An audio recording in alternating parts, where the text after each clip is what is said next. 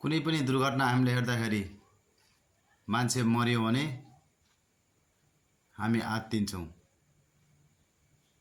त्यही ठाउँमा कुनै जीव हत्या गरेर काटेर खाँदाखेरि स्वाद लिन्छौँ। हो, त्यही भएर दुर्घटना हुँदाखेरि 30 जना 40 जना मर्यो, खरानी भयो भनिन्छ नि, त्यस्तोहरूको रिजन हुन सक्छ के।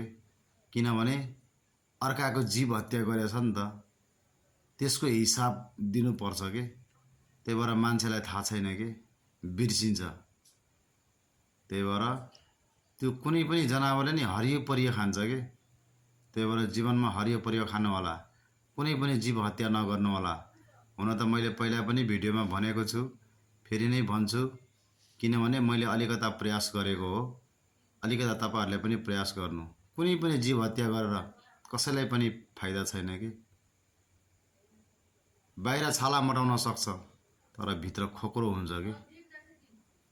यो मृत्यु लोकमा बडा गाह्रो छ के अर्काको जीव हत्या गरेर खानलाई। त्यही भएर यो भिडियो हेर्ने बित्तिकै तुरुन्तै माछा छोड्दिनु, कुनै पनि जीव हत्या नगर्नु।